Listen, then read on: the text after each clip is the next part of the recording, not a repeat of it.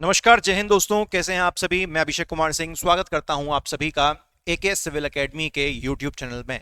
तो दोस्तों, पिछले लेक्चर में मैंने आप लोगों के साथ क्रांति यूट्यूब बैच का शुभारंभ किया था। आज उसी बैच का लेक्चर नंबर 2 है। वहां पर भी लेक्चर नंबर 2 लिखा है और हमेशा यहां पर नीचे की तरफ जो है हेडिंग लिखी हुई है, टॉपिक लिखा हुआ है मध्य प्रदेश का बजट 2024-25 जो इसी वर्ष आया है, उसका भाग नंबर 2 आज हम डिस्कस करेंगे। दोस्तों, इस बजट में ना 2024-25 वाले मध्य प्रदेश के बजट में मैं कम से कम आपके 4 से 5 लेक्चर्स लूंगा। और एक चीज मैं आपको क्लियर कर देना चाहता हूं कि चूंकि आप ये YouTube का बैच YouTube पर देख रहे हो, तो यहां पर YouTube जैसी जल्दबाजी की उम्मीद मत करिएगा दोस्तों। मैंने इसका नाम रखा है बैच। तो बैच होता है एक प्रॉपर बैच। आप किसी ऑफलाइन संस्थान में बैठ के पढ़ोगे या मुझसे आ जाओ ऑफलाइन में बैठ के पढ़ो, मैं जितनी शिद्दत के साथ आपको वहां पर पढ़ाऊंगा बिना किसी जल्दबाजी के, या मैं आपको ऑनलाइन कोर्स में जितनी शिद्दत के साथ पढ़ाऊंगा, बिल्कुल ऐसे ही यहां चलेगा। तो जल्दबाजी की उम्मीद आप भी ना करें, जल्दबाजी की उम्मीद मैं भी आपसे नहीं करता हूं, और इसको एक प्रॉपर ऑफिशियल बैच की तरह आप लेके चलें। दोस्तों, फटाफट से हम आगे बढ़ते हैं। कुछ बेसिक जानकारी जो नए विद्यार्थी हैं उनके लिए, और जो पुराने हैं उनका थोड़ा याददाश्त ताजा हो जाएगी। क्रांति बैच की डिटेल देख लो भैया। इसका जो कवरेज है वो केवल एमपीपीएससी प्री 2025 को कवर करेगा। इसकी शुरुआत की तारीख 8 जुलाई 2024 थी। माध्यम इसका बाइलिंगुअल रहेगा। अगर आपको यहां पर स्क्रीन पे नोट्स हिंदी में दिखें या अंग्रेजी में दिखें, उससे आपको फर्क नहीं है। मेरे जुबान से जो शब्द निकलेंगे, मेरा जो एक्सप्लेनेशन निकलेगा, वो हर माध्यम के जो विद्यार्थी है उसके दिमाग में बिल्कुल सटीक बैठेगा। तो बाइलिंगुअल रहेगा। और इस YouTube बैच की अवधि कब तक रहेगी? जब तक 2025 का तुम्हारा प्री नहीं आ जाता, उसके आखिरी एक दिन तक ये बैच जो है चलता रहेगा लगातार। और दोस्तों, फटाक से लगातार मेरे पास क्वेरीज आ जाती हैं कि सर, हम आपका ये YouTube बैच फॉलो कर रहे हैं, क्रांति YouTube बैच फॉलो कर रहे हैं, क्या इसके अलावा कुछ हमको और करने की जरूरत है? अरे, सब कुछ करने की जरूरत है। सुनो ध्यान से। ये वीडियो बनाई थी, कितनी बार कहा है कि 8 महीने जब तक तुम्हारा प्री 2025 नहीं आ जाता, चाहे 6 महीने में आए चाहे 8 महीने में आए, जब तक ये नहीं आ जाता, 50% समय क्या पढ़ोगे? प्रीलिम्स। 50% समय क्या पढ़ोगे? मेंस। और प्रीलिम्स के लिए भैया YouTube चैनल पे जाके ये वाली वीडियो देखो। इसमें जो बताया है वो तुमको 100% करना है। ये क्रांति YouTube बैच पर निर्भर नहीं रहना। निर्भरता नहीं बनाओ वापस से, फिर गड़बड़ हो जाएगी, फिर अटक जाओगे एग्जाम में। क्रांति YouTube बैच का लक्ष्य है ऐसी चीजों को आपके लिए सरल बनाना जो आप खुद से नहीं कर पाओगे। तो मैं भी इस वीडियो को फॉलो कर रहा हूं, आपको भी यही वीडियो फॉलो करनी है। जितना मुझसे बन पड़ेगा, मैं इसके अंदर बताई हुई पूरी प्रोसेस को आपको पढ़ाऊंगा, और बाकी के समय पर आपको भी ये काम करते रहना है। ये है हमारा रास्ता। क्रांति बैच केवल उस रास्ते में आपको एक लिफ्ट दे रहा हूं, मैं गाड़ी में बिठा के आपका काम सरल कर रहा हूं। और जो लगातार मेंस की क्वेरी पूछते हैं, सर मेंस कैसे पढ़ना है, मेंस कैसे पढ़ना है, आपका ऑनलाइन कोर्स ज्वाइन करना है, कहां से मिलेगा? तो देखो भैया, पहली बात तो मेंस 2 तरीके से पढ़ा जा सकता है, सेल्फ स्टडी और हमारे ऑनलाइन कोर्स में। सेल्फ स्टडी कैसे करनी है वो भी इस वीडियो में बताया है, जाके फटाक से देख लो। और online course, simple app install कर लो, वहां पर कोर्स ज्वाइन कर लो, लेक्चर देखो, नोट्स याद करो, आपका काम खत्म। इतनी सिंपल सी चीज है, क्या टेंशन है? ठीक है, चलो अब शुरू करते हैं आज का हमारा लेक्चर बिना किसी देरी के। तो बजट का जो पूरा भाषण है 40-45 पेज का, वो पूरा भाषण मैंने डाउनलोड किया हुआ है और मैं उसको वर्ड टू वर्ड आपको पढ़ा रहा हूं। लास्ट लेक्चर में जब मैं मिला था तो मैंने सिंचाई परियोजनाओं तक सारा फैक्ट वगैरह सब कुछ कवर कर लिया था। बहुत एक से एक बेहतरीन फैक्ट्स इस पूरे बजट भाषण में शामिल हैं, और एमपी जीके के इतने तगड़े तगड़े एक से एक क्वेश्चन यहां पर दोस्तों देखने को मिलेंगे कि मजा आ जाएगा। ठीक है, अच्छा, तो आज जो हम टॉपिक स्टार्ट कर रहे हैं दोस्तों, उसका कनेक्शन कैसे है? आज जो हम टॉपिक स्टार्ट कर रहे हैं, इसका कनेक्शन जो है कृषि और कृषि से संबंधित जो क्षेत्र हैं उससे है। मैं हमेशा की तरह, मैं पिछले लेक्चर में भी आपके लिए कुछ एक्स्ट्रा जानकारी के लिए अपना एक डॉक्यूमेंट बना के लाता हूं अपने मोबाइल में, और आज भी मैंने उसी डॉक्यूमेंट को ओपन कर लिया ताकि बीच में अगर मुझे कुछ अतिरिक्त आपको बताना हुआ तो मैं आपको बता दूंगा। फिलहाल मैं इसको साइड रखता हूं। तो दोस्तों, कृषि एवं संबंधित क्षेत्र, इस वाले पैराग्राफ में कुछ भी इंपॉर्टेंट नहीं था। इन्होंने यहां पर केवल बातें करी थी भाषण में, तो यहां से तो कोई क्वेश्चन बनने की संभावना नहीं है। जी हां, अगले पेज पर आ जाओ और यहां से हम कहानी को समझना शुरू करते हैं। डेटा से डरना नहीं है, डेटा से डरना नहीं है, क्योंकि अपनाना पड़ेगा सत्य। एमपीपीएससी की तैयारी कर रहे हो, डेटा, तारीख, कोई भी फिगर कुछ भी पूछता है वो उठा के प्रिपेयर्ड रहना हमको उसके लिए, ठीक है। आइए क्या कहता है, प्रदेश के किसानों के सफल प्रयासों के परिणाम स्वरूप जो खरीफ 2023 में प्रदेश का कुल उत्पादन कितना हुआ, 300 लाख मैट्रिक टन।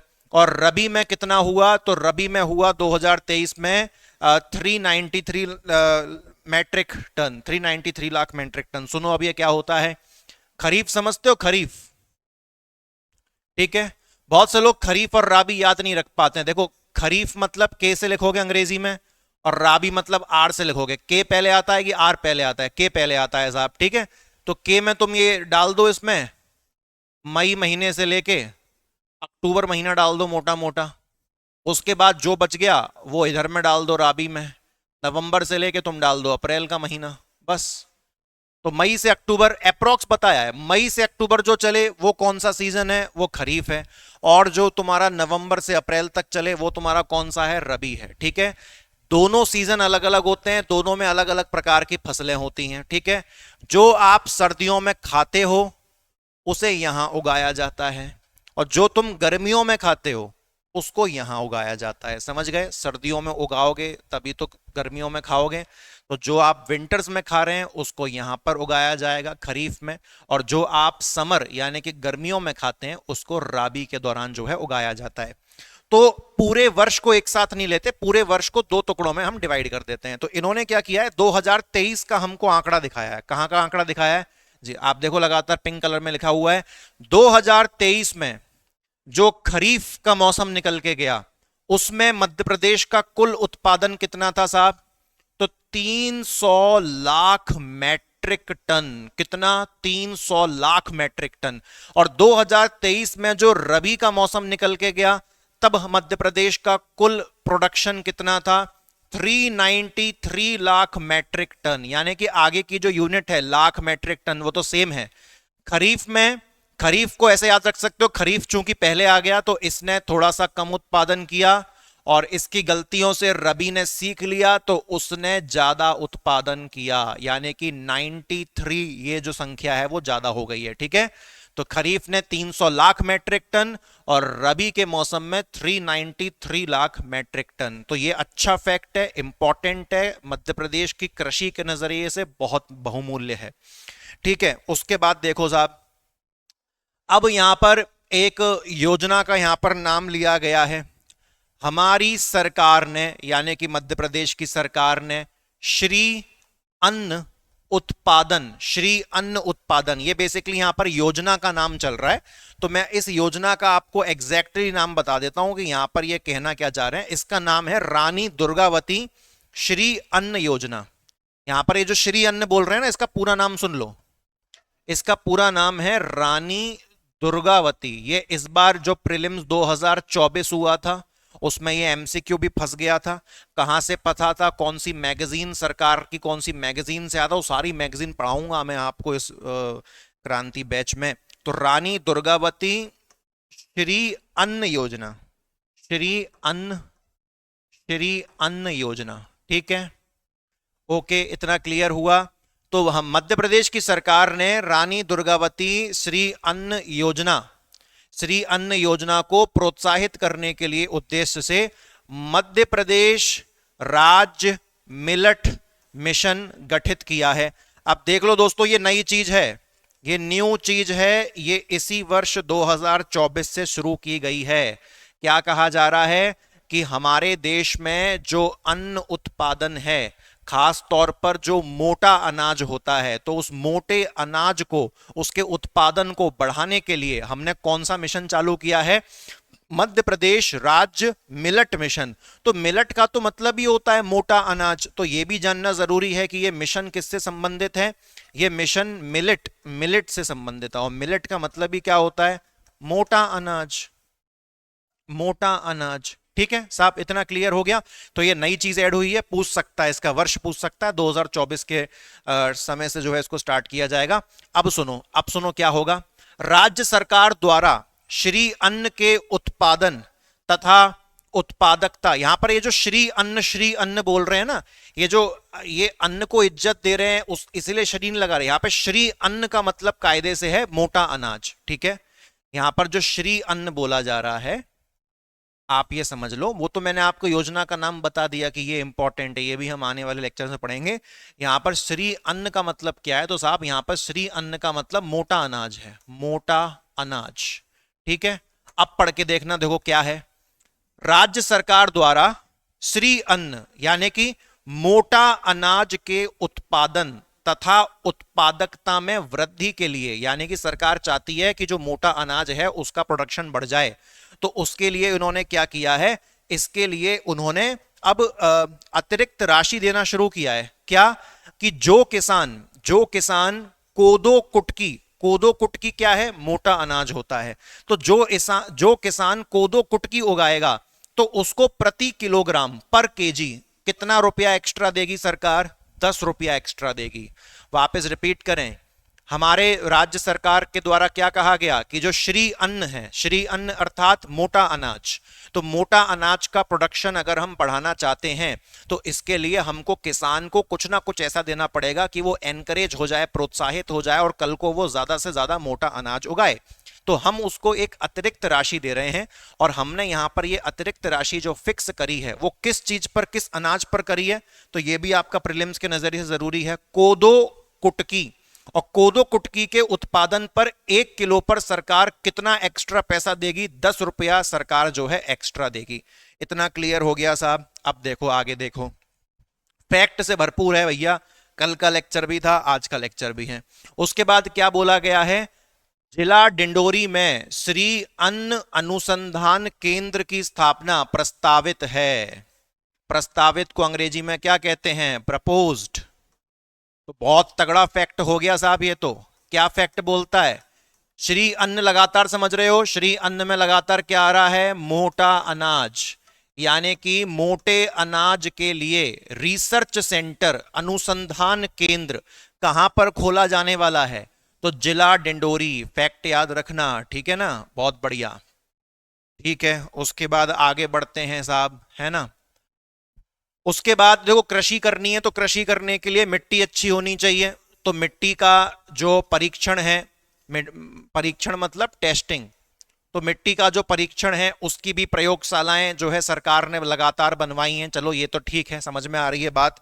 उसके बाद और क्या कह रहा है यहां पर, और क्या कह रहा है, कृषि क्षेत्र में शिक्षित युवाओं को स्वरोजगार भी उपलब्ध होगा। कहां पर, सुनो, ये जो मिट्टी की जांच होगी ना, ये लेबोरेटरी, अंग्रेजी में प्रयोगशाला को कहते हैं लेबोरेटरी, तो मिट्टी की जांच होगी यहां पर, मिट्टी की जांच होगी। तो एक बात बताओ, जो युवा मध्य प्रदेश में एग्रीकल्चर में डिग्री लेके बैठा है, तो उस युवा को इन लेबोरेटरीज में रोजगार मिलेगा। तो वही सरकार कह रही है कि ये केवल यहां पर मिट्टी की टेस्टिंग नहीं होगी, यहाँ पर जो शिक्षित युवा हैं जिनको एग्रीकल्चर में ज्ञान है वो यहाँ पर नौकरी भी करेंगे। तो ये भी काम हो गया बढ़िया अपना, ठीक है।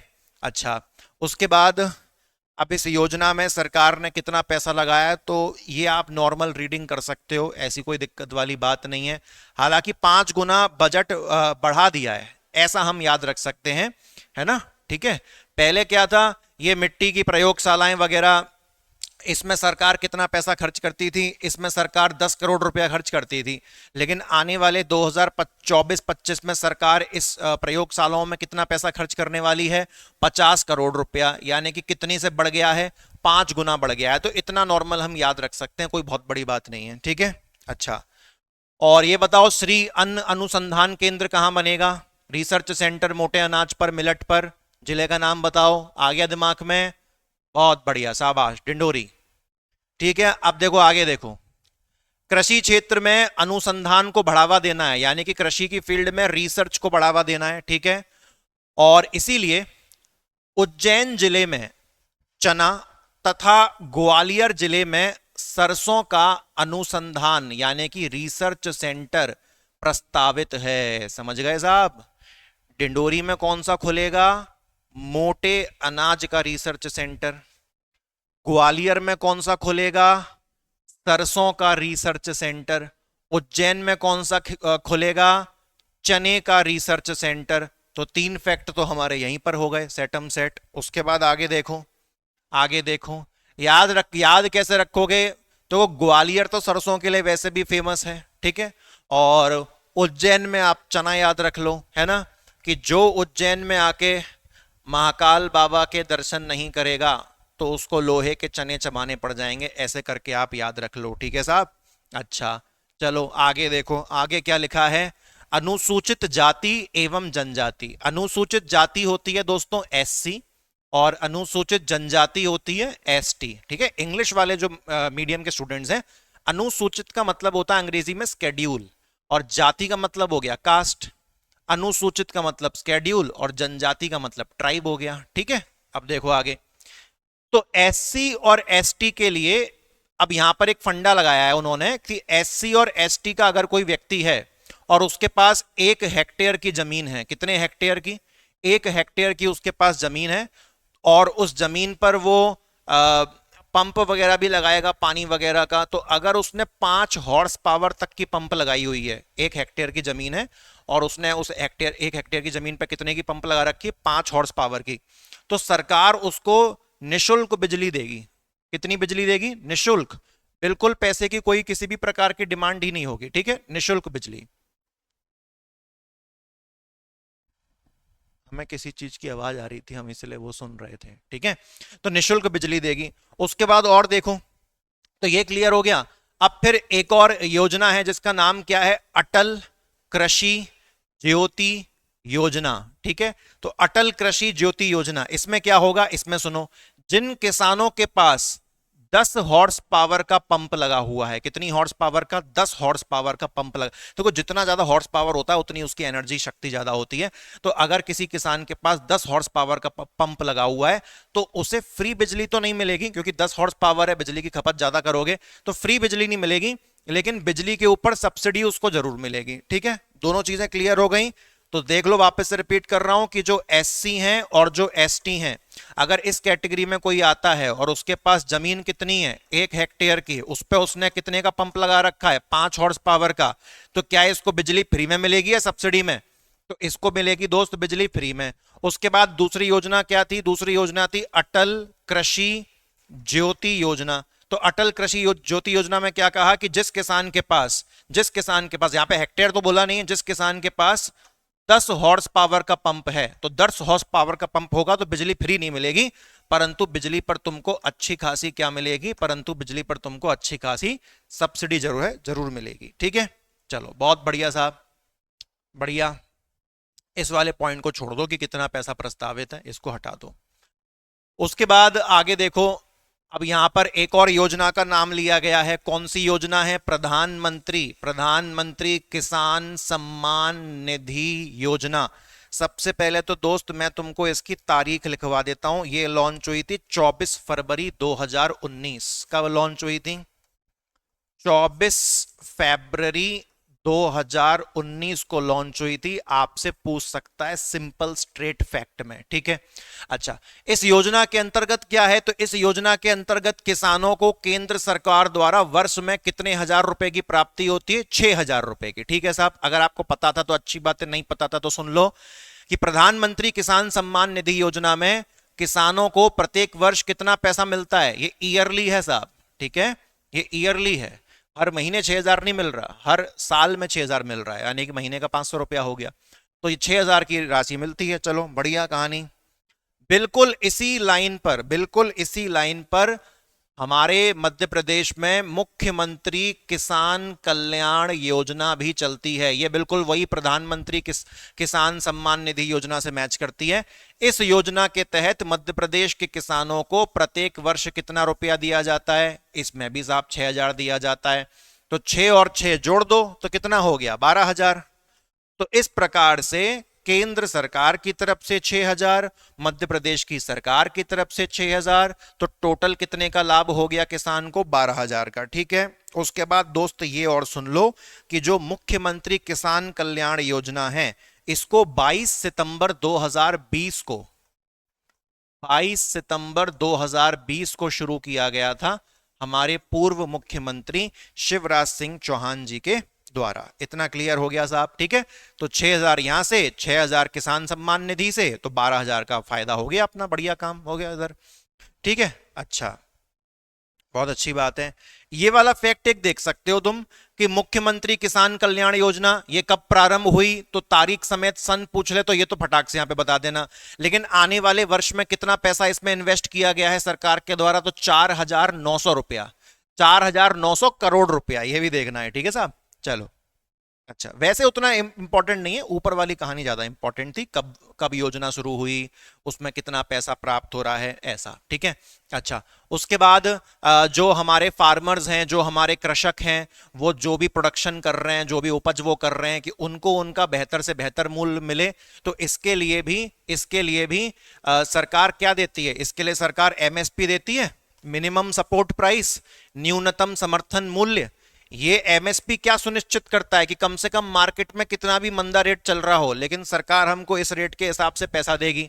ठीक है। तो अब देखो क्या हो रहा है कि अगर तुम गेहूं का उत्पादन करते हो, तो अब तुमको क्या होगा कि प्रति क्विंटल, 1 कुंटल गेहूं पर तुमको 125 रुपया दिया जाएगा। अब ये मत सोचना सर कोदो कुटकी पर तो जो है 1 किलो कोदो कुटकी करोगे तो उस पर 10 रुपया अतिरिक्त मिल रहा था। तो भैया ये गेहूं, अगर गेहूं के हर किलो पे 125 देंगे तो लुट जाएंगे ये लोग। तो गेहूं का 1 किलो नहीं है, गेहूं का कितना है, प्रति क्विंटल। 1 क्विंटल गेहूं पर सरकार एमएसपी का जो रेट तो दे रही है वो तो दे ही रही है, तो एमएसपी का रेट तो मिलेगा तुम्हें, और प्लस प्रति क्विंटल तुम्हें कितना पैसा और एक्स्ट्रा मिलेगा, 125। तो किसान इससे कुछ नहीं तो थोड़ा बहुत मोटिवेटेड फील करेगा, है कि नहीं। चलिए, हालांकि कोई बहुत बहुत बड़ी चीज नहीं है, परंतु फिर भी चलो ठीक है, कोई दिक्कत नहीं है। उसके बाद आगे देखो साहब, आगे देखो, अगर कोई प्राकृतिक आपदा आ गई, कोई नेचुरल डिजास्टर हो गया, तो किसान की फसल की नुकसान हो जाता है, तो उसकी भरपाई के लिए क्या कुछ अपने पास योजना है, तो बिल्कुल है साहब। नेशनल लेवल पर चलती है प्रधानमंत्री फसल बीमा योजना। इसकी तारीख मैं आपको लिखवा देता हूं, 18 फरवरी 2016। प्रधानमंत्री फसल बीमा योजना 18 फरवरी 2016, इसको भी तुम नोट डाउन कर लेना। ठीक है, ये बीमा करवा के देती है फसल का। अब सुनो, अब इस बीमा के अंतर्गत क्या क्या हुआ वो हमको जानना बहुत जरूरी है। ठीक है, डेट नोट डाउन कर ली, 18 फरवरी 2016। अब आगे देखो, मैंने आपसे कहा था कि खेती में दोनों मौसम अलग माने जाते हैं, खरीफ का मौसम अलग माना जाता है और रबी का मौसम अलग माना जाता है। ठीक है साहब। अच्छा, याद करके जरा बताना मुझे कि मध्य प्रदेश में 2023 के अंदर जो खरीफ वाला मौसम था उसमें कितना लाख क्विंटल अनाज हुआ था, तो खरीफ में हुआ था 300 लाख क्विंटल अनाज। और जो रबी का मौसम था, रबी के मौसम में कितना लाख क्विंटल अनाज हुआ था, तो 93 एक्स्ट्रा जोड़ दो, 393 लाख क्विंटल अनाज हुआ था। याद आ गया ना साहब।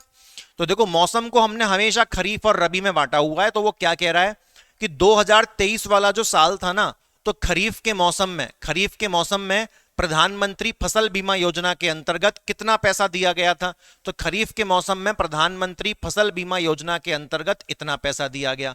वहीं तुम 2023 का रबी का मौसम उठा लो, तो वहां पर कितना लाख रुपया दिया गया, तो वहां पर 80,96,000 दिया गया। कितना दिया गया, 80,96,000।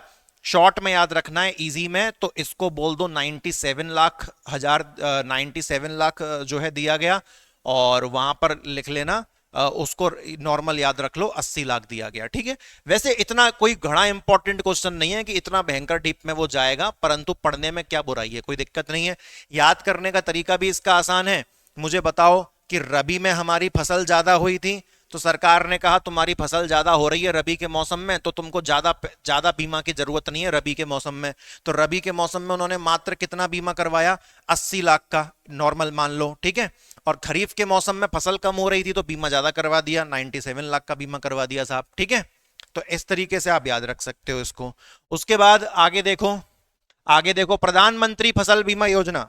प्रधानमंत्री फसल बीमा योजना के अंतर्गत आने वाला जो 2024-25 का जो वर्ष है, उसमें बजट के अंदर कितना करोड़ रुपया लगाया गया है, तो उसमें 2000 करोड़ रुपया लगाया गया है। यानी कि प्रधानमंत्री फसल बीमा योजना के अंतर्गत जो मध्य प्रदेश का जो बजट है उसमें कितना पैसा डाला गया है, 2000 करोड़ का जो है उसमें पैसा डाला गया है। ठीक है, अच्छा चलो आगे देखें। और आगे क्या लिखा है कि कृषि के क्षेत्र में कृषि के क्षेत्र में प्राइवेट सेक्टर से भी पैसा मंगवाना चाह रही है सरकार, ठीक है। तो उसके लिए सरकार ने क्या कोई योजना बनाई है साहब? सरकार क्या करना चाह रही है? कृषि के क्षेत्र में प्राइवेट सेक्टर से पैसा मंगवाना चाह रही है। तो सरकार ने प्राइवेट सेक्टर से पैसा मंगाने के लिए क्या कोई योजना वगैरह डिजाइन करी है? तो जी हां, योजना डिजाइन करी है। योजना का नाम क्या दिख रहा है? देख लो, फसल विविधीकरण योजना, ठीक है। विविधीकरण को अंग्रेजी में क्या कहते हैं? डाइवर्सिफिकेशन। तो आप उसको फसल डाइवर्सिफिकेशन स्कीम बोल सकते हो, नहीं तो सिंपल फसल विविधीकरण योजना कहिए, ठीक है। अच्छा, तो फसल विविधीकरण योजना के अंतर्गत आने वाले 2024-25 वर्ष में कितना पैसा सरकार ने बजट में लगाया है? 20 करोड़ रुपया सरकार ने जो है बजट में लगाया है। उसके बाद दोस्तों आगे बढ़ते हैं, आगे क्या और भी कुछ प्रावधान किया गया है? हाँ भैया, ये भी देख लो, ये भी अच्छा है।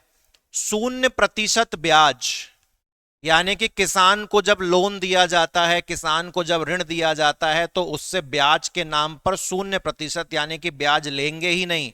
और लोन कैसा मिलेगा? लोन कैसा मिलेगा? अल्पकालीन, यानी कि बहुत शॉर्ट टर्म, शॉर्ट पीरियड के अंदर आपको लोन मिल जाएगा। तो ऐसी व्यवस्था करवाने के लिए भी सरकार ने आने वाले बजट में कितना करोड़ रुपया लगवाया है? तो साहब 600 करोड़ रुपया लगवाया है, ठीक है। देखो दोस्त, मैं इस बात को पूरी तरीके से मानता हूं कि बजट में लिखी हर संख्या एग्जाम में नहीं आएगी, चाहे कितना भी डिफिकल्टी लेवल बढ़ जाए, ठीक है। मैंने कल के लेक्चर में कई जगह आपको ऐसा बताया था, खास तौर पे उस क्वेश्चन को याद रखना कि मध्य प्रदेश की सरकार ने जो कैपिटल एक्सपेंडिचर है, यानी कि पूंजीगत व्यय, उसको बढ़ा दिया है। कितने प्रतिशत से बढ़ा दिया है? तो वो एक ऐसा पोर्शन था जहां पर मैंने जोड़ दिया, आज भी मैं उसको आपको रिमाइंड करवा रहा हूं। तो वो एक ऐसा पोर्शन है जो फटाक बिना किसी देखे सोचे आ सकता है। परंतु ये जो हम हर सेक्टर के बाद पढ़ते हैं ना, तो अंत में कृषि क्षेत्र में सरकार ने इतना लगाया, अंत में फलानी योजना में सरकार ने इतना लगाया, अंत में सिंचाई क्षेत्र में सरकार ने इतना लगाया, तो वो केवल बस रीडिंग के नजरिए से रखो, उसका लोड बिल्कुल मत लो। बीच में डिंडोरी का नाम आ गया, बीच में उज्जैन का नाम आ गया, बीच में जो है तुम्हारा ग्वालियर का नाम आ गया। तो ये जब जो बीच बीच में फैक्ट आते हैं उसको पढ़ो। कोदो कुटकी पे रेट बढ़ा दिया, गेहूं के प्रति क्विंटल पे 125 रुपया बढ़ा दिया, तो इन सब में अपने को ध्यान देना है साहब, ठीक है ना।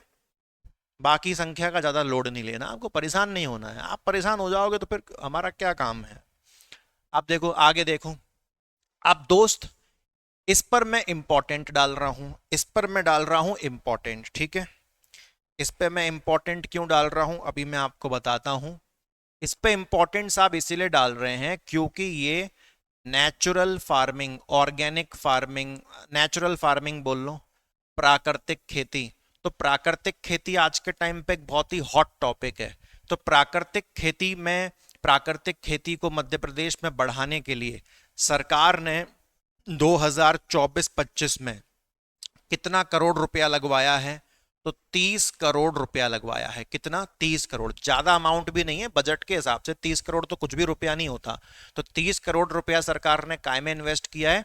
ताकि जो प्राकृतिक, जो नेचुरल खेती है, उसको बढ़ावा दिया जा सके, ठीक है। तो इस पे ये इंपॉर्टेंट था, इस पे मैंने इंपॉर्टेंट लिख दिया। आगे बढ़ते हैं साहब, आगे क्या कहा गया है? प्रधानमंत्री गरीब कल्याण अन्न योजना। हम देख लें क्या हमने इसके लिए कुछ लिखा है आपके लिए तारीख। जी हां दोस्त, हमने इसकी तारीख लिखी है आपके लिए 26 मार्च 2020। ये योजना कब लॉन्च हुई थी? ये योजना लॉन्च हुई थी 26 मार्च 2020 में ये योजना लॉन्च हुई थी, ठीक है।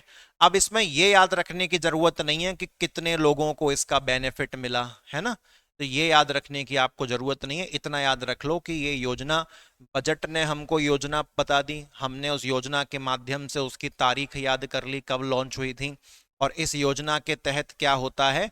निशुल्क खाना उपलब्ध करवाया जाता है। खाना मतलब अन्न, जिससे आप खाना बनाओगे। उसके बाद दोस्तों प्रधानमंत्री जी की एक और योजना चलती है, उज्ज्वला योजना, जिसमें गैस सिलेंडर वगैरह बांटे जाते हैं। तो उज्ज्वला योजना का भी हमने लिखा है क्या? आइए देख लेते हैं जरा।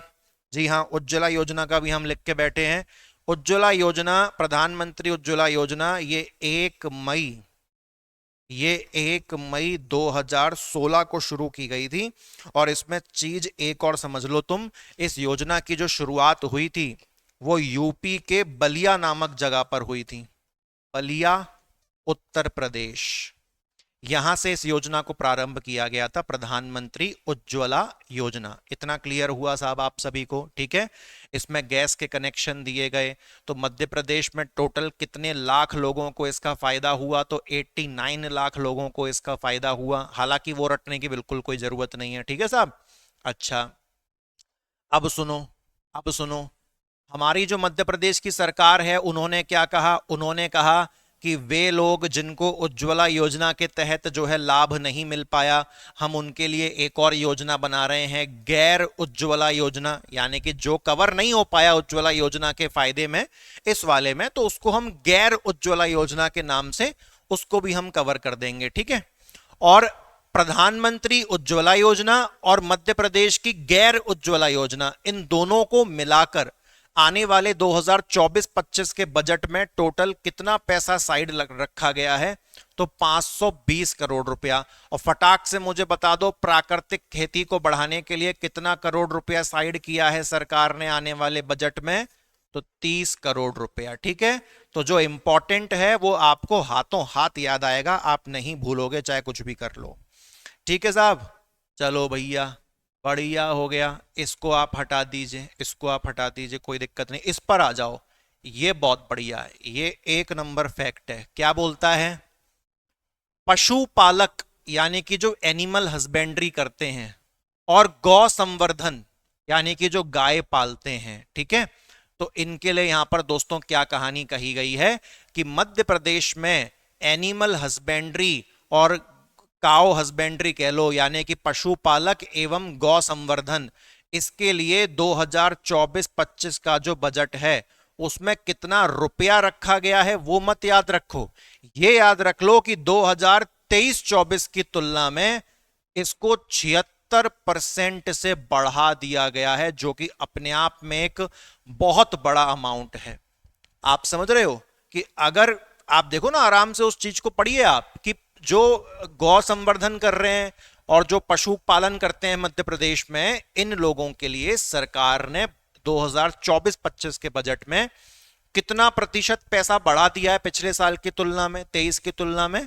तो 76%। अब ये गौ संवर्धन से रिलेटेड है, तो ये बिल्कुल आ सकता है, इंपॉर्टेंट है, ठीक है साहब। चलो आगे देखें, आगे देखते हैं आगे क्या लिखा हुआ है। एक और फैक्ट है, बहुत ही शानदार, बहुत ही शानदार फैक्ट है। मध्य प्रदेश के अंदर मई 2023 से प्रारंभ 406 चलित पशु चिकित्सा इकाइयों द्वारा अब तक 5,46,000 से अधिक पशुओं को घर पहुंच चिकित्सा उपलब्ध करवाई गई है। बहुत अच्छी बात है, बिल्कुल बहुत बढ़िया बेहतरीन बात है। तो पहले तो आप ये याद रख लो कि ये जो चलित पशु चिकित्सा है, चलित पशु चिकित्सा समझ रहे हो ना, कि जो इलाज है वो पशु के पास पहुंचेगा, ना कि पशु को हमको डॉक्टर के पास लेके, डॉक्टर खुद पहुंचेगा उसके पास। तो ये चलित पशु चिकित्सा जो इकाइयां हैं, इनको मध्य प्रदेश में कब से शुरू किया गया था? एक जवाब तो उन्होंने आपको वो दे दिया कि मई 2023 में हमने इनको शुरू किया था। इनकी संख्या आपको बता दी, संख्या कितनी है? इनकी संख्या है 406, ठीक है, इतना क्लियर हो गया। अब कितने जानवरों का इन्होंने इलाज किया है वो याद रखना आपको बिल्कुल भी जरूरी नहीं है। अब आ रही है एक बहुत इंपॉर्टेंट चीज, देखो ये भी इंपॉर्टेंट था आपका। अब एक और इंपॉर्टेंट चीज क्या आ रही है, यहां पर एक योजना का नाम आ रहा है, चलित पशु कल्याण सेवा योजना। योजना का उद्देश्य बड़ा सिंपल सा है कि पशुओं के पास चिकित्सा पहुंचेगी, पशुओं को चिकित्सा के पास आने की आवश्यकता नहीं है। तो इस योजना के तहत कितने करोड़ रुपया सरकार ने बजट में डाला है? 82 करोड़ रुपया। यह भी इंपॉर्टेंट है दोस्त, ठीक है। कितना करोड़? 82 करोड़। प्राकृतिक खेती के लिए 30 करोड़। ऐसे ही खुद को ये बता रहा हूं मैं आपको, ट्रिक बनाओगे, ट्रिक बनाने से अच्छा है चीजों को दोहरा लो, ऑटोमेटिकली याद हो जाती है, ठीक है। उज्जैन वाले में हमने ट्रिक बनाई थी, वो चना अनुसंधान में, ठीक है। चलो आगे देखते हैं। हाँ, मध्य प्रदेश में जो मिल्क प्रोड्यूसर हैं, जो दूध उत्पादक हैं उनकी आय में वृद्धि लेके आनी है, तो उसके लिए कौन सी योजना चलाई गई है साहब? तो ये योजना पर 2-4 लाइन लिखने ना, तुम ये सारे लेक्चर क्रांति बैच वाले जहां पर भी नोट डाउन कर रहे हो, एक मोटा सा रजिस्टर बना लो, उसी में पूरा क्रांति बैच समेट देना जो भी मैं पढ़ाऊंगा।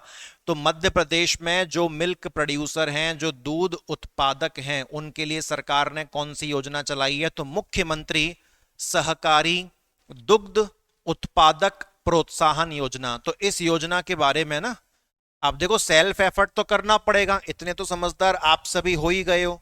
स्पून फीडिंग तो हम आपको हर चीज की कर नहीं सकते हैं, तो ये बस आपको हिंट दे रहे हैं यहां पर। कल को ये ना हो कि साहब हिंट हमारे सामने थी, टॉपिक हमारे सामने था, लेकिन हमने फिर भी उसके बारे में 2 से 3 लाइन सर्च नहीं करी। तो इसके बारे में आप जरूर सर्च करिएगा, ठीक है। लक्ष्य बड़ा सिंपल है इस योजना का कि जितने भी मध्य प्रदेश में दूध उत्पादक हैं उनकी आय को हमें क्या करना है? बढ़ाना है, सीधी सी बात, ठीक है।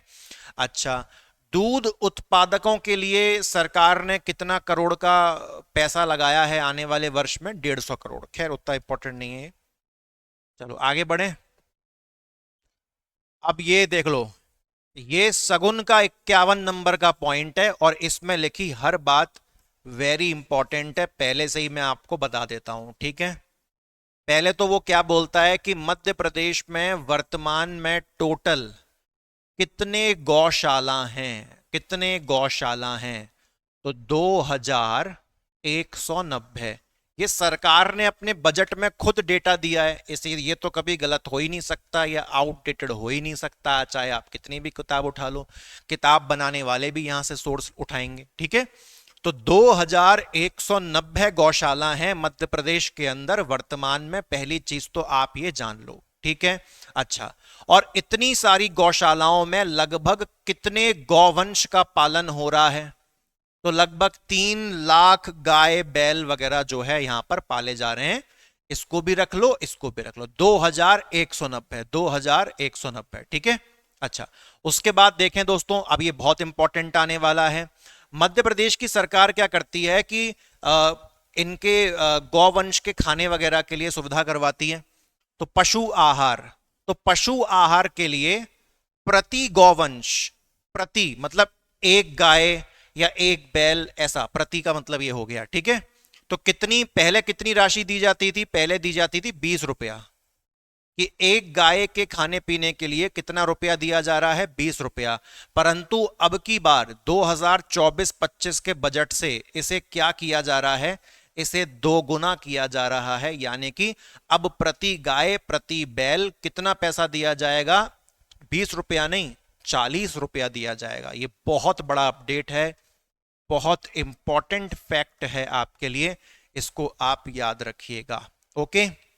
अच्छा, अब सुन लो, इस पर तो मैं जितने वेरी वेरी लगा दूं उतना कम है साहब, ठीक है। Very very very very very important. Madhya Pradesh की सरकार ने 2024-25 का जो पूरा साल है उसको पता है क्या डिक्लेयर कर दिया है? गौवंश रक्षा वर्ष, यानी कि गौवंश की रक्षा करनी है। तो इसी के नाम पर पूरा 2024-25 का पूरा ईयर इसको समर्पित कर दिया है। इसकी इतनी भयंकर संभावनाएं हैं इस क्वेश्चन की प्रीलिम्स में बनने की 2025 के अंदर कि भैया पूछो ही मत, ठीक है। तो 2024-25 के साल को हम कैसे सेलिब्रेट करेंगे? गौवंश रक्षा वर्ष, ठीक है। गौवंश को वैसे अंग्रेजी में बोवाइन कहते हैं। क्या कहते हैं? बोवाइन कह दिया जाता है। इतना भी आप याद रख लेना, नहीं तो समझते हो यार, इतनी हिंदी अंग्रेजी सब समझते हैं। चलो भैया आगे देख लें, मजा आ गया। 51 नंबर का पॉइंट भरपूर फैक्ट से लोडेड था। यहां पर मैं तुमको एक और योजना का नाम बता रहा हूं, इस पर भी 2 से 3 लाइन तुम सर्च कर लेना खुद से, और खुद से अगर कष्ट नहीं हो सकता तो नौकरी जब लग जाए तो खुद मत नौकरी पे बैठना, दूसरे को बिठा देना, क्योंकि कष्ट तो अपने से होता नहीं ना। ऐसा आप करोगे नहीं, मुझे पता है। नौकरी तो अपनी, पद तो अपना, कुर्सी तो अपनी, तो भैया यहां पर मेहनत भी तुम्हारी होगी कि नहीं होगी?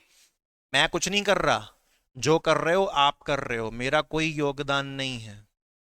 ये तो मेरा काम है, तो मैं उसको काम समझ के कर रहा हूं। आपकी सफलता की चाबी आपके हाथ में है। हम बस सपोर्ट करने के लिए हैं, दैट्स इट। प्रधानमंत्री सूक्ष्म खाद्य उद्यम उन्नयन योजना, इस पर 2 से 3 लाइन सर्च कर लेना कब आई, और बस उतना, उससे ज्यादा कुछ नहीं, ठीक है।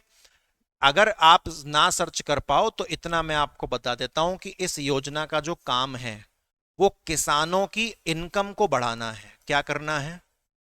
किसानों की इनकम को बढ़ाना। क्या काम है? किसानों की इनकम को बढ़ाना। इतना मैं आपसे यहां पे जरूर कह सकता हूं साहब, ठीक है। चलो आगे देखें, आगे क्या बात करता है? फूड प्रोसेसिंग, खाद्य प्रसंस्करण। समझते हो ना फूड प्रोसेसिंग? एग्रीकल्चर का कोई अनाज यूज करो और उससे कोई पैकेट बंद आप सामान बना दो।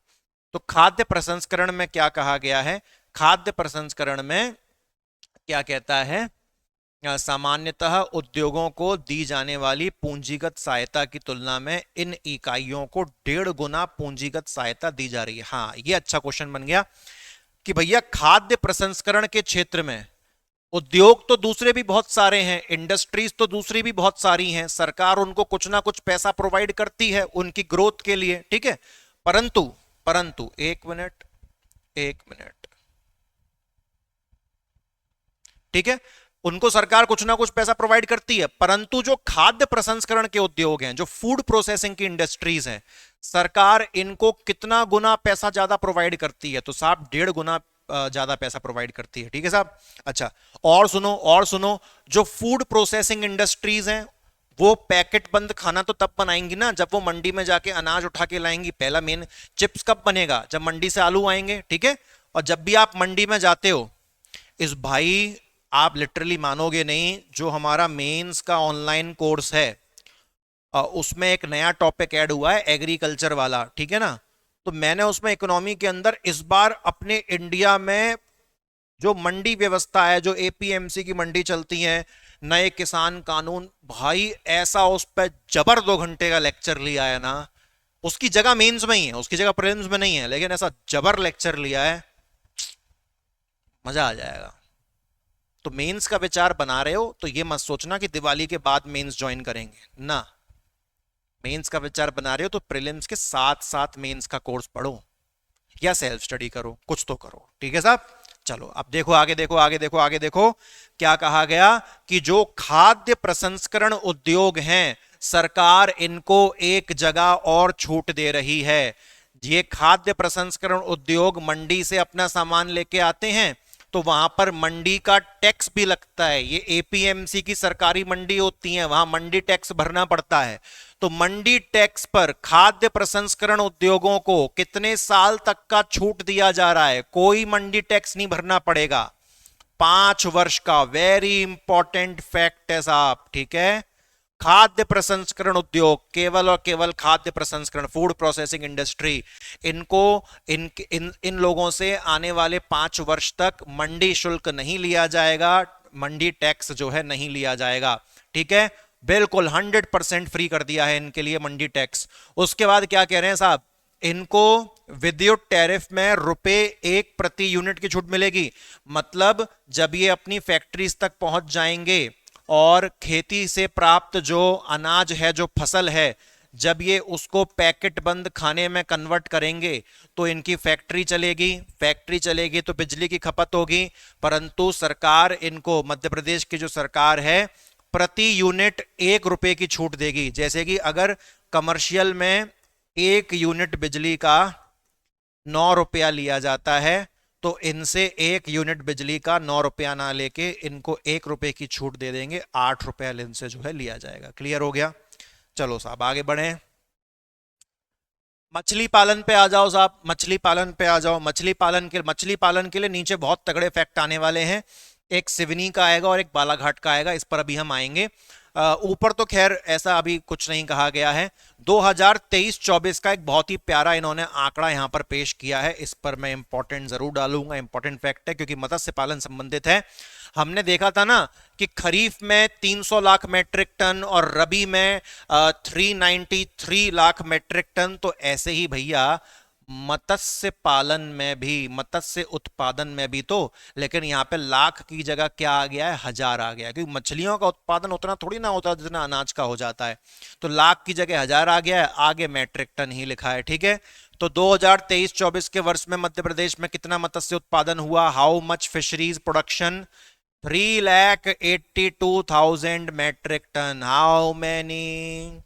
3,82,000 मैट्रिक टन। इंपॉर्टेंट है, गणो इंपॉर्टेंट है, याद रख लेना। उसके बाद सुनो, यहां पर भी ये भी फैक्ट की झड़ी लगी हुई है। यहां पर क्या बोलती है मध्य प्रदेश की सरकार? तो ये बोलते हैं, जो जगदीश देवड़ा जी हैं, इनकी इन्हीं का भाषण चल रहा है, तो मुझे यह अवगत कराते हुए प्रसन्नता है कि अहमदाबाद में, कहां पर? अहमदाबाद में क्या आयोजित हुआ था? Global fisheries conference. पहली चीज तो यही हो गया साहब, कहां पर आयोजित हुआ था ग्लोबल फिशरी कॉन्फ्रेंस? अहमदाबाद में। तो जब अहमदाबाद में ग्लोबल फिशरी कॉन्फ्रेंस आयोजन हुआ, तो इसमें मध्य प्रदेश का सिवनी जिला रैंक 1 पर आया और बालाघाट जिला रैंक 2 पर आया। सिर्फ इतना याद नहीं रखोगे, सिवनी रैंक 1 पर आया है अलग कैटेगरी में, बालाघाट रैंक 2 पर आया है अलग कैटेगरी में। तो सिवनी कौन सी कैटेगरी में रैंक 1 पर आया है? Best inland district. अब इनलैंड ही तो है, सिवनी के आसपास कोई समुद्र तो है नहीं, तो बेस्ट इनलैंड डिस्ट्रिक्ट ही कहेंगे। तो बेस्ट इनलैंड डिस्ट्रिक्ट की कैटेगरी में, मछलियों में उत्पादन करने के मामले में सिवनी को क्या दिया गया है? एक रैंकिंग दी गई है। अपने लिए, मध्य प्रदेश के लिए बड़ी गौरव की बात है।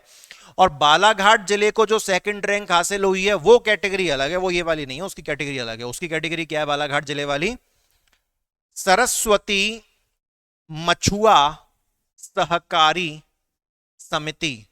बालाघाट जिले की प्राथमिक सरस्वती मछुआ सहकारी समिति को मछुआरा सहकारी समिति की श्रेणी में, अच्छा सॉरी, कैटेगरी का नाम क्या है साहब? कैटेगरी का नाम है मछुआरा सहकारी समिति। और इसमें बालाघाट को सेकंड रैंक मिली है। और बालाघाट की एक्चुअल में उस मछुआरे समिति का नाम क्या है? वो नाम भी दिया हुआ है, सरस्वती मछुआ सहकारी समिति। ये समिति कहां की है? बालाघाट की। इस समिति को रैंक क्या प्राप्त हुई है? इस समिति को सेकंड रैंक प्राप्त हुई है। कौन सी कैटेगरी में? मछुआ सहकारी समिति में। जबकि सिवनी जिले को कौन सी कैटेगरी में रैंक 1 प्राप्त हुई है? बेस्ट इनलैंड डिस्ट्रिक्ट की कैटेगरी में। इतना क्लियर हो गया? ये सारे नाम बहुत इंपॉर्टेंट फैक्ट हैं, पहले ही हमने आपको बता दिया था। उसके बाद देखो साहब, उसके बाद देखो, कृषि को अगर हम टोटल कर लें और कृषि से संबंधित क्षेत्रों को अगर हम टोटल कर लें, कृषि तो कृषि अलग हो गया, संबंधित क्षेत्र में मछलियां डाल लो तुम, ठीक है? तो इन दोनों को कंबाइन करके आने वाले 2024-25 के बजट में कितना हजार करोड़ रुपया लगाया है, ये जरूरी नहीं है। जरूरी ये है कि पिछले वर्ष की तुलना में कितने प्रतिशत से इस अमाउंट को बढ़ा दिया गया है साहब? तो 23%। कितने परसेंट से बढ़ा दिया गया है? 23% से इस अमाउंट को बढ़ा दिया गया है। देख पा रहे हैं आप? ये ज्यादा इंपॉर्टेंट है। उसके बाद देखें साहब, उसके बाद क्या है? कृषि का सेक्टर खत्म हो गया हमारा। अब हमारा हेल्थ सेक्टर यानी कि स्वास्थ्य सुविधाओं का विस्तार एवं उन्नयन चालू हो गया है। सबसे पहले जो जगदीश देवड़ा जी हैं, उन्होंने कहा कि हमारे इंडिया में एक स्टैंडर्ड फॉलो किया जाता है। पहले तो उसकी फुल फॉर्म याद रख लो, इंपॉर्टेंट है, फैक्चुअल है। स्टैंडर्ड का नाम क्या है? मानक का नाम क्या है? IPHS, Indian public health standard. तो इस स्टैंडर्ड के जितने भी मापदंड हैं, जितने भी रूल्स एंड रेगुलेशन है, मध्य प्रदेश की सरकार ने उन सबको फॉलो करने का पूरा प्रयास किया है। पहले तो ये कहा गया, ठीक है। उसके बाद आगे क्या कहा गया? देखो, अगर तुम IPHS के द्वारा बनाए गए स्टैंडर्ड के अनुसार चलते हो, तो मतलब तुम्हारे राज्य में अच्छा काम किया जा रहा है, इतना सुनिश्चित हो जाता है, ठीक है। अब देखो यहां पर, हाँ हाँ, क्या बोला गया? ये भी फैक्ट आ रहा है साहब, ठीक है, ये भी फैक्ट आ रहा है, ये भी फैक्ट आ रहा है, इसको भी याद रखने ना। क्या बोलता है?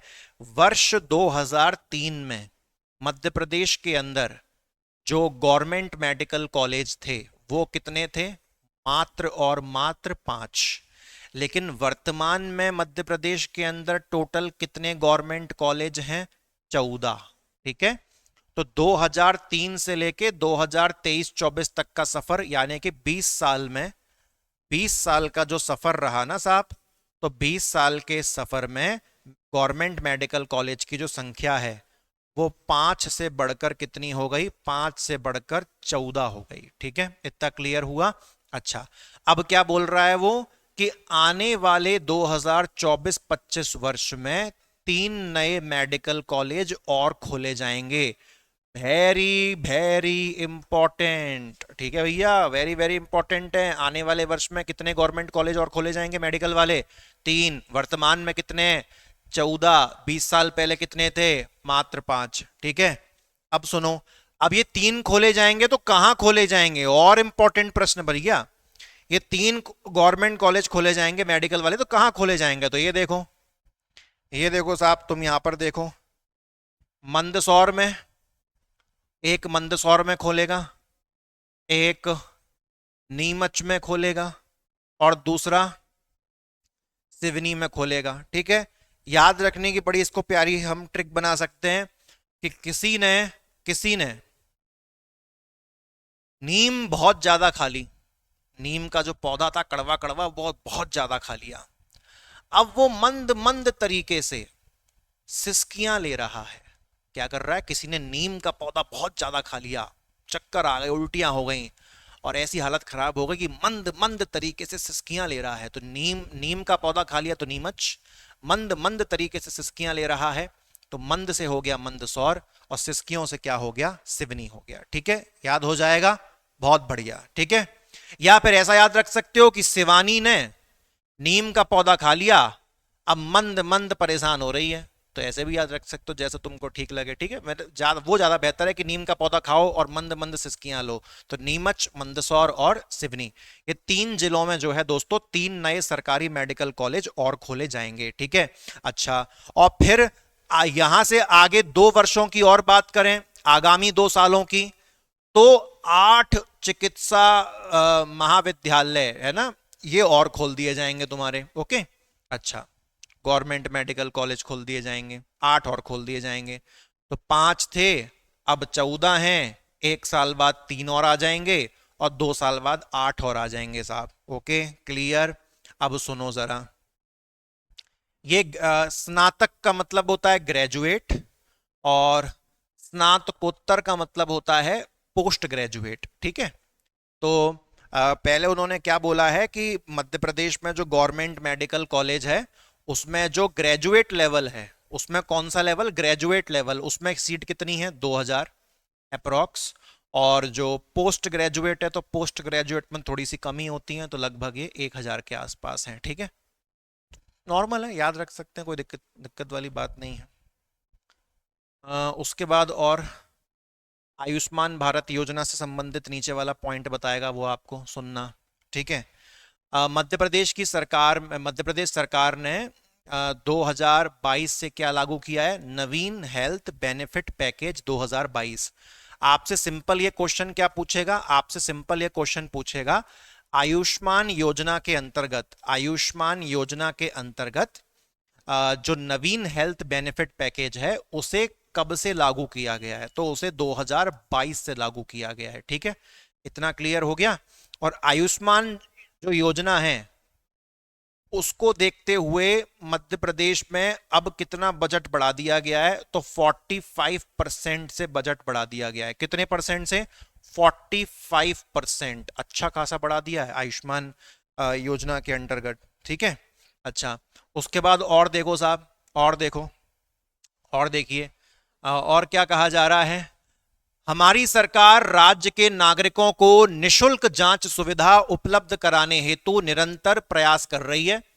निजी भागीदारी के माध्यम से, यानी कि प्राइवेट सेक्टर के माध्यम से, वेट लीज मॉडल के अंतर्गत जिला चिकित्सालयों में 132 प्रकार की, तथा हब एंड स्पोक मॉडल के अंतर्गत ग्रामीण क्षेत्रों में 45 प्रकार की जांच सुविधाएं उपलब्ध करवाई जाएंगी।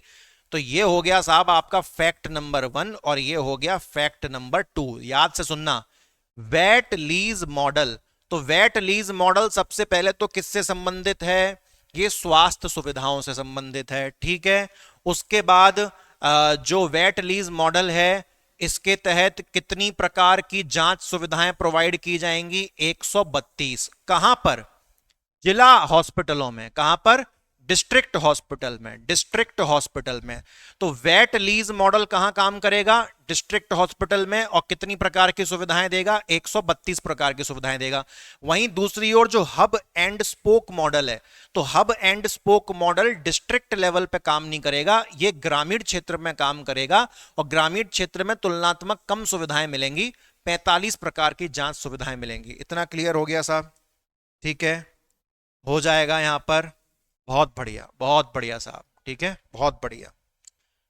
तो दोनों याद रखना, एक डिस्ट्रिक्ट हॉस्पिटल के लिए है और एक ग्रामीण क्षेत्र के लिए। इतना तुम याद रख लोगे, बढ़िया तुम्हारा काम हो जाएगा। ठीक है, उसके बाद यहां पर प्रधानमंत्री जी के नाम से चलती है पीएम श्री AR एम्बुलेंस सेवा योजना। ठीक है, तो ये तो अच्छा है कि उचित समय पर जो गंभीर रोगी है उसको अस्पताल तक पहुंचा देना। इस योजना के बारे में 2-3 लाइन सर्च कर लेना। ठीक है, एक यहां पर आपको हिंट दे दी गई है। उसके बाद अगर कोई गवर्नमेंट हॉस्पिटल है ना, अगर कोई शासकीय चिकित्सालय है, कोई गवर्नमेंट हॉस्पिटल है और वहां पर किसी व्यक्ति की मृत्यु हो जाती है, तो उसे उसके घर तक पहुंचाने के लिए एक वाहन सेवा है, मध्य प्रदेश शांति वाहन सेवा, प्रारंभ की गई है। यानी कि अब इसको प्रारंभ किया जाएगा। ठीक है, तो इसके बारे में भी अगर गूगल पे 2 से 3 लाइन सर्च कर सको तो कर लेना। अब इसको प्रारंभ किया जाएगा, अब चालू की जाएगी मध्य प्रदेश शांति वाहन सेवा। क्या करेगी? गवर्नमेंट हॉस्पिटल में, प्राइवेट हॉस्पिटल में नहीं, गवर्नमेंट हॉस्पिटल में किसी की मृत्यु हो जाती है तो उसकी बॉडी को घर तक पहुंचाएगी, इस वाहन से पहुंचाया जाएगा। ठीक है, अच्छा, उसके बाद आगे देखें। अब ये तगड़ा फैक्ट आने वाला है 63 वाले में। 63 वाले में तगड़ा फैक्ट आएगा, ध्यान से देखना। आयुष पद्धति आप जानते ही हो, आयुष चिकित्सा पद्धति, ये एलोपैथी वाली तो होती नहीं है। ठीक है, तो जो आयुष चिकित्सा पद्धति है साहब, है ना, उसके तहत क्या किया जा रहा है, सुनना। प्रदेश में बालाघाट, शहडोल, सागर, नर्मदापुरम एवं मुरैना में आयुर्वेद चिकित्सालय प्रारंभ किए जाएंगे। गजब गजब गजब, ये इंपॉर्टेंट फैक्ट हो गया आपका। कहां कहां? आयुर्वेद चिकित्सालय। यहां पे चिकित्सा कैसे होगी? आयुर्वेद के तरीकों से होगी। कहां कहां पर? बालाघाट, शहडोल, सागर और नर्मदापुरम और मुरैना। ठीक है, अब देखो क्या हुआ। एक बंदा था, वो मुरैना की मीठी मीठी गजक खा के बाला बाला बाला के गाने पर डांस कर रहा था। और कहां पर था वो? घाट के आसपास खड़ा था। वहीं पर एक शहद के छत्ते में से मधुमक्खियों का सागर आ गया और वो डिसबैलेंस हो गया और वो नर्मदा में जाके गिर पड़ा। वापस सुनना क्या बोल रहा हूं मैं, ध्यान से सुनना। एक व्यक्ति था जो क्या खा रहा था? मुरैना की गजक खा रहा था। मुरैना की गजक खाकर बाला बाला गाने पर डांस कर रहा था। कहां पर? घाट किनारे। वहीं क्या हुआ कि शहद का एक छत्ता लगा हुआ था, तो शहद के छत्ते से शहडोल, और वहां पर मधुमक्खियों का सागर उस पर आके चिपट गया और वो डिसबैलेंस होके कहां गिर गया? नर्मदा में। तो मुरैना की गजक, बाला बाला गाने पे डांस, घाट किनारे, शहद का छत्ता, मधुमक्खियों का सागर और डिसबैलेंस होके कहां गिरे साहब? नर्मदा में। इतना भी याद रख लोगे तो काम हो जाएगा कि आने वाले साल में इन 1 2 3 4 5 जगह पर क्या खुलने वाले हैं? आयुर्वेद चिकित्सालय खुलने वाले हैं। एक फैक्ट और सुन लो, आरोग्य मंदिर कुछ नहीं, एक छोटी सी बिल्डिंग टाइप की सी बना देते हैं, वो आयुष चिकित्सा प्रोवाइड करते हैं वहां पर। तो मध्य प्रदेश में टोटल कितने आयुष आरोग्य मंदिर बनाए जाएंगे? तो फैक्ट सुन लो, 800। कितना? 800 याद रखेंगे। ठीक है जी, चलो बढ़िया। तो आज का लेक्चर यहां पर दोस्तों एंड करेंगे हम। बैच फॉर्मेट में है, कोई जल्दबाजी वाला हिसाब किताब नहीं है, लेकिन तुम अपना काम करना। जो प्रीलिम्स की वीडियो यूट्यूब पर डाली हुई है उसके अनुसार बुक लिस्ट लिखो पेपर पे। सारी बुक लिस्ट तुम्हें करनी है पूरी समय अनुसार। समय कैसे मैनेज करोगे वो खुद कैलकुलेट करना है, हर चीज हम नहीं बोल सकते। तुम्हारे पास दिन में कितना समय है उसके हिसाब से डिवाइड करो, आज इतने पेज तो इतने दिन में ये खत्म हो जाएगा, इतने दिन में ये खत्म हो जाएगा, ऐसा टाइम टेबल खुद अपना बनाओ। ठीक है, स्वास्थ्य के क्षेत्र में 2024-25 के बजट में सरकार ने कितना पैसा लगाया है वो मत याद करो, परंतु पिछले वर्ष की तुलना में ये कितना प्रतिशत ज्यादा है? 34%। How much? 34। तो आप लगातार देख रहे हो, आज काफी सारे ऐसे पॉइंट आए जहां पर आने वाले बजट में फलाने क्षेत्र में कितना पैसा लगाया जा रहा है वो इंपॉर्टेंट नहीं है, लेकिन पिछले साल की तुलना में वो कितना प्रतिशत ज्यादा है वो बहुत इंपॉर्टेंट है। ठीक है दोस्तों, चलिए अब यहां से मैं अगले लेक्चर में शुरू करूंगा। ओके, और बढ़िया तरीके से आप लोग वापस कहूंगा, दिखाऊंगा। मैं नहीं चाहता आप गलती करो, मैं चाहता हूं आप आत्मनिर्भर बनिए। आप हमारे ऊपर निर्भर मत बनिए गुरु। आपको क्या बनना है? आपको आत्मनिर्भर बनना है। कहाँ गए आत्मनिर्भर साहब? हाँ, जे रहे। इस वीडियो के अनुसार चलना है भैया तुम्हें। गड़बड़ मत कर देना, समय मत बर्बाद कर देना। इस वीडियो के अनुसार वर्ड टू वर्ड चलना है, जो जो बताया है। क्रांति बैच आपकी मदद के लिए है, ये उस मदद का सब्स्टिट्यूट नहीं है कि तुम इस पर निर्भर होके सब छोड़ दोगे। ये वीडियो तुम्हारी नैया पार लगाएगी, और मेंस के लिए ये वीडियो तुम्हारी नैया पार लगाएगी। ठीक है साहब, चलो, थैंक यू वेरी मच। जय हिंद, ध्यान रखिए अपना, खुश रहिए। God bless you.